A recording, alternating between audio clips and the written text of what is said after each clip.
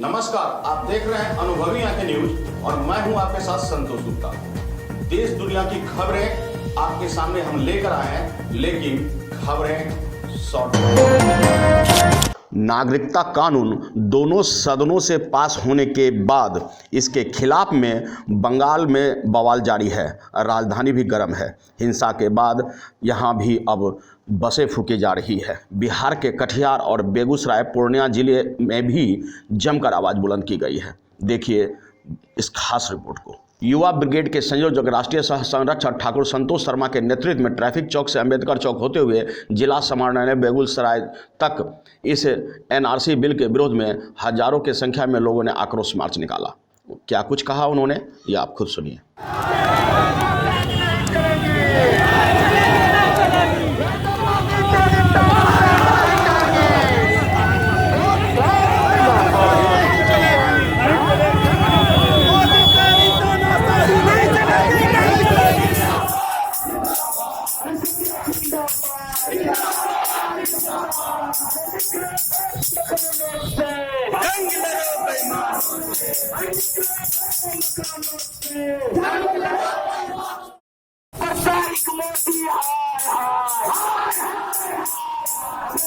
के नाम पर राजनीति करने वाला मोदी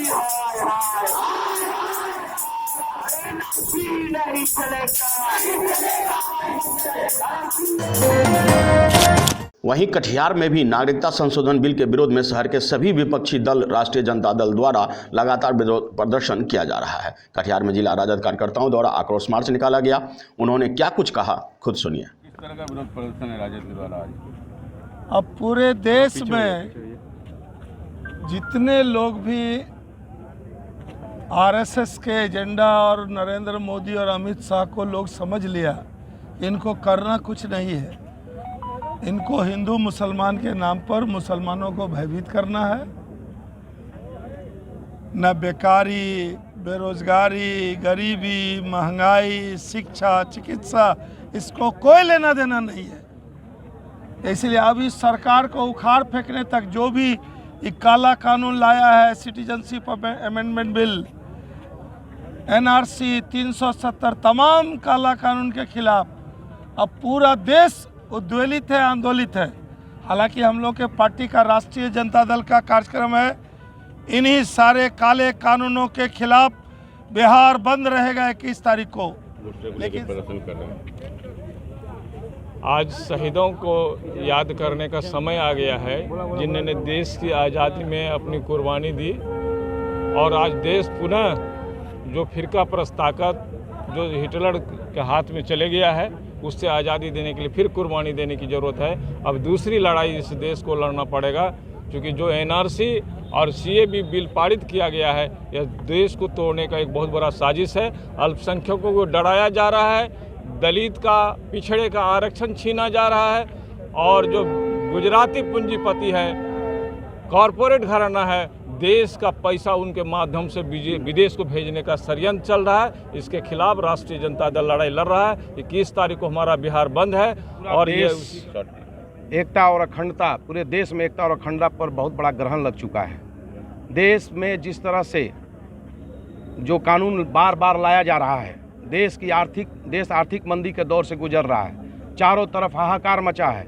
देश में तमाम जो सरकारी संस्थाएं हैं उसको एक एक करके बेचा जा रहा है। देश जब भी उबाल पर आता है, देश का प्रधानमंत्री और गृह मंत्री, देश के तोड़ने वाली ताकत जो है, ये लोग देश के अंदर में ऐसे कानून को ला रहे हैं ताकि हिंदू और मुसलमान में फ्रैक्शन पैदा हो जाए, देश खंड खंड हो जाए।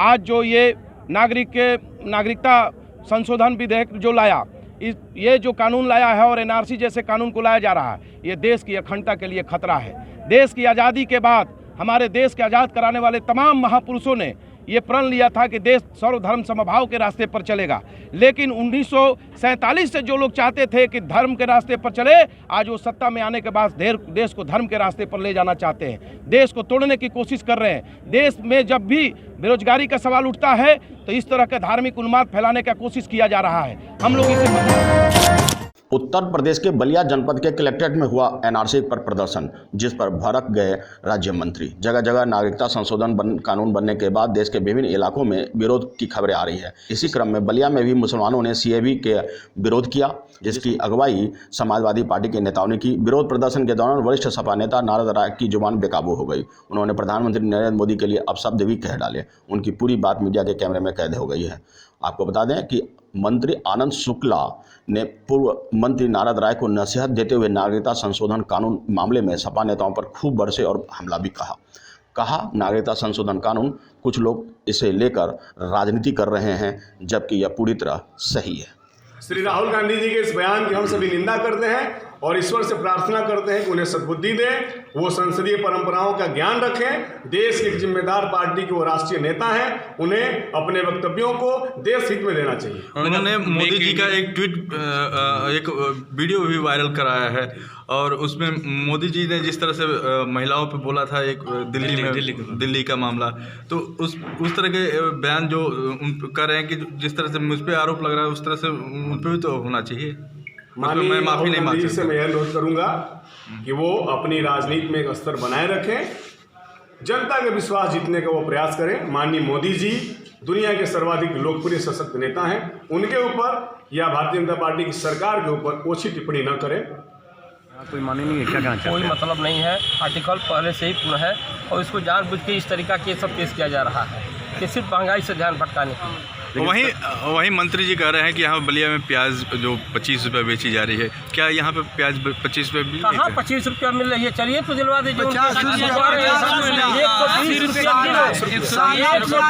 किलो। मैं तो बुधई बाजार में रहता हूँ, बाजार में चलिए देखिए 26 रुपये किलो मिल रहा है। बलिया के लोकसभा के जो सांसद हैं हमारे, वो झूठ बोले, उनकी झूठ बोलने की परंपरा है भारतीय जनता पार्टी के लोगों की, उस परंपरा को वो निर्वाह कर रहे हैं।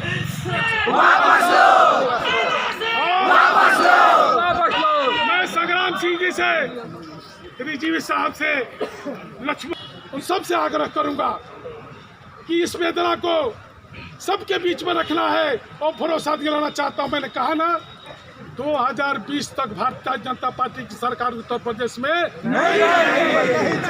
डरने की जरूरत नहीं है। ये बेईमान क्या डराएगा अल्पसंख्यक समाज के लोगों को? ये बार बार क्यों इस बात को सदन में कहता है और सड़क पर कहता है? डरने की जरूरत नहीं है। हिंदुस्तान का मुसलमान डरा हुआ है। हिंदुस्तान का मुसलमान डरा रहता तो हिंदुस्तान आज़ाद नहीं है। आपको बता दें कि लोगों का कहना है कि यह महापुरुषों के देश का संविधान आज खतरे में है। आक्रोश मार्च के दौरान हम इसका विरोध करते हैं। तो आज के लिए इतना ही है। हमारे साथ बने रहिए और देखते रहिए अनुभविया के न्यूज। और हाँ, पढ़ते हुए रहिए अनुभविया के अखबार।